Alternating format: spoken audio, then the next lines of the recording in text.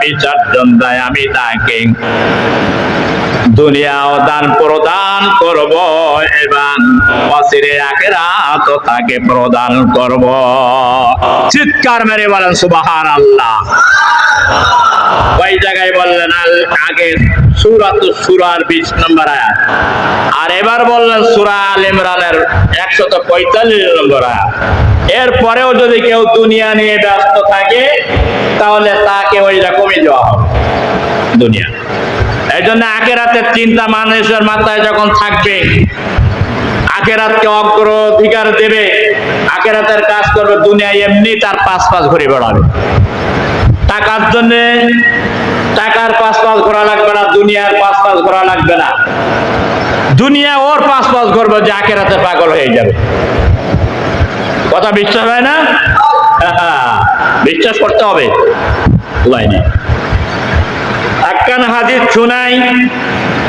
عن مسعود رضي الله تعالى عنه قال قال رسول الله صلى الله عليه وسلم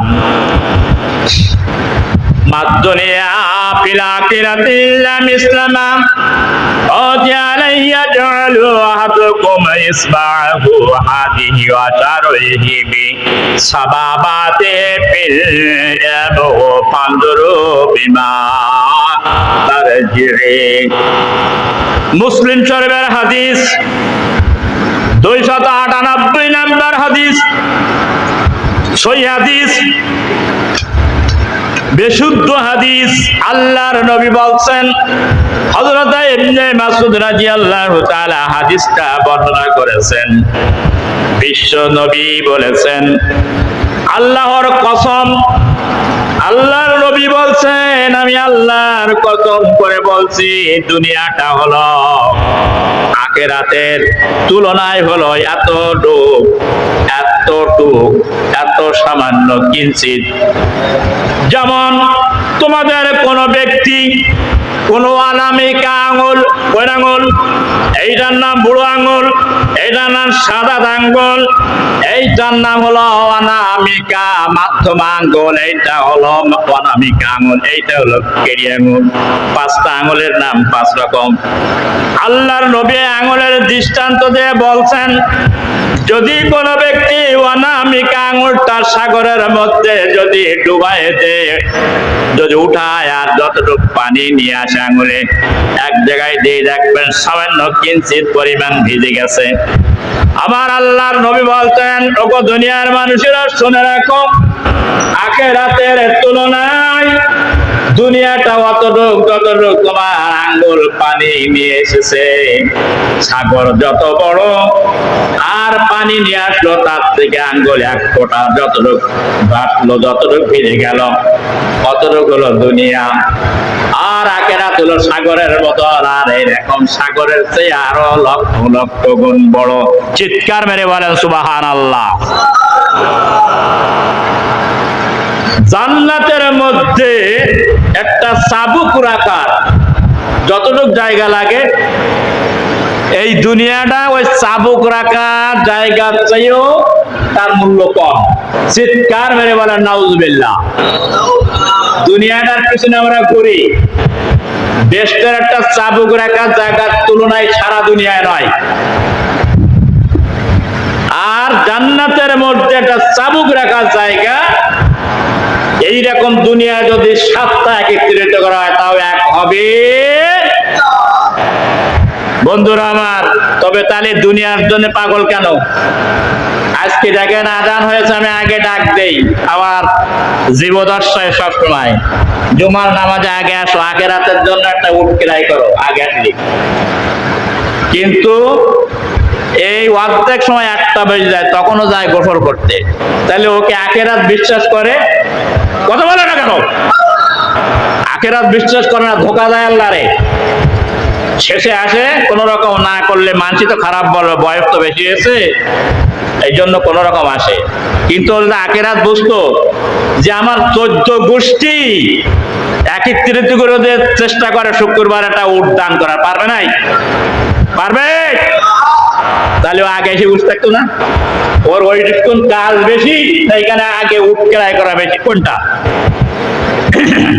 তাহলে আখিরাত বিশ্বাস করে না, দুনিয়া নিয়ে পড়ে আছে। দুনিয়ার দৃষ্টান্ত বলি আমি, শোনেন। আমি বলবো না তো, রাসূল বলতেন, কোরআন হাদিস বলতেন, সেটাই শোনেন। عن ابي هريره رضي الله تعالى عنه قال قال رسول الله صلى الله عليه وسلم الدنيا سجن المؤمنين وجنات الكافرين। হাদিসটা মুসলিম শরীফের 297 নম্বর হাদিস। হযরত আবু হুরায়রা, আল্লাহর নবীর জলিল কদ সাহাবী, তিনি বর্ণনা করেছেন, দুনিয়াটা হলো মুমিনদের জন্য জেলখানা, কারাগার। আর কেমন দুনিয়া মুমিনদের জন্য কারাগার? একজন মুমিন ব্যক্তি যা ইচ্ছা মনে তাই করতে পারবে না, এই দুনিয়ায় সীমা লঙ্ঘন করতে পারবে না। যদি ইচ্ছে করে আমার নফসের খেয়ালি অনুযায়ী কাজ করতে পারবে না। বলবে যে আল্লাহর নিয়ম, আল্লাহর বিধান, রাসূলের তরিকায় অনুযায়ী একদল মুমিন আমার কাজ করা লাগবে, সীমা লঙ্ঘন করতে পারবে না। এই জন্য একটা গরু বান্ধা আছে আর একটা ছেড়ে দেওয়া আছে। ছেড়ে দেওয়া গরুটা সব জায়গায় যেতে হবে, তার স্বাধীনতা আছে। আর বান্ধা গরুটা দড়ি যে বান্ধা আছে ততটুক জায়গা দিয়ে ঘুরবে, এর বাইরে যেতে পারবে না। কেন? একজন মুমিনের জিন্দেগি বান্ধা গরুর মতো। কারাগারটা যেমন স্বাধীনতা নাই, জেলখানায় কার স্বাধীনতা আছে? নাই। আজকে যে ইচ্ছা করে যে আমি বল খেলা হচ্ছে, আমি ওটা দেখতে যাবে। যদি মনে করে আজকে কালী পুজো হচ্ছে, আমিও কালী পুজো একটু দেখতে যাবো, যেতে পারবে? জেলখানায় যেমন আবদ্ধ করা রয়েছে, ঠিক একজন মুমিনের দৃষ্টান্ত এই দুনিয়ায় সীমা লঙ্ঘন করে আল্লাহর নাফরমানিমূলক কোন কাজ করতে পারবে। এই জন্য দুনিয়াটা মুমিনদের জন্য জেলখানা, আর সিজনুল মুমিনিন, এই দুনিয়াটা কারাগার মুমিনদের জন্য। নারী হোক আর পুরুষ হোক আর যুবক আর বৃদ্ধ, যা তা ইচ্ছা করতে পারবে। আজকে একজন মুমিনের চিন্তা ভাবনা সবার আগে মসজিদে বলবো, উঠি সব নেব, জুমার নামাজ আমার ফরজ বাধ্যতামূলক, সে আসবে। কিন্তু একজন অবিশ্বাসী কি করবে? মুনাফিক বলবো, কত তো নামাজ গেছে, একদিন কায়দা মতো পড়ে নেব, শেষ বয়সে, ওর ভিতরে ঈমান নেই, ওর শেষ বয়স রাখতে পারবে না, মৃত্যু চিন্তা। এই জন্য বাইরে মুমিনদের জন্য দুনিয়াটা জেলখানা, স্বাধীনতা নাই। আল্লাহর আইন এই দুনিয়াতে মানুষের টাইম মতন 5 বার আল্লাহর ডাকে শোনা দেওয়া লাগে।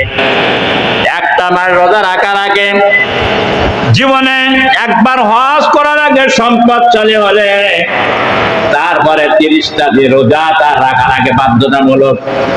যাকাত দেওয়া লাগে অর্থ হিসাব করে, নিয়মতান্ত্রিক অনুযায়ী দৈনন্দিন জীবন পরিচালনা করা লাগে। আল্লাহর জন্য তার জীবনটা আখিরাতের বিনিময় বিক্রয় করে দিয়েছে। এই জন্য মুমিনদের জন্য এই দুনিয়াটা জেলখানা। চিৎকার মেরে বলেন সুবহানাল্লাহ। ওয়া জান্নাতুল কাফিরিন, আর এই দুনিয়াটা কাফেরদের জন্য বেহেশতখানা। কেমন হয়ে গেল না যে মুমিনদের জন্য দুনিয়া জেলখানা হয়ে গেল, আর কাফেরদের জন্য দুনিয়াটা বেহেশতখানা হলো। কারণ কি? কারণ কাফের অবিশ্বাস করে পরকালকে, আল্লাহকে, বেহেশত থেকে দোজখকে। এই জন্য অবিশ্বাস করার কারণে এই দুনিয়ায় তার স্বাধীনতা, নফসের হাতে তার জীবনটা ছেড়ে দিয়েছে। খায়সাতি নফস যেদিকে যেতে চায় সেদিকে দৌড়ায়, সেই কাজ করে, স্বাধীনতায় চলে। এই জন্য তার কাছে এই দুনিয়াটা বেহেশতখানার মতন। বলেন, নগদে যা পাও হাত পেতে নাও, পাখির খাতা শূন্য। পরকাল দেখো নাই, কোনদিন জান্নাত দেখো নাই। দুনিয়ার তো আরাম দেখতে পাচ্ছ, দুনিয়ার যে পুরস্কারটার সঙ্গে সঙ্গে পেয়ে যাচ্ছ, আখিরাতে হলো বাকি, দরকার নেই, দুনিয়া নিয়ে পড়ে আছে। এই জন্য কাফের মানুষদের জন্য আল্লাহ নবী বলছেন এই দুনিয়াটা হলো বেশতেখানার মতন, স্বাধীনতা আছে, হারাম হালালের তমিজ নাই, হক হালালের তমিজ নাই।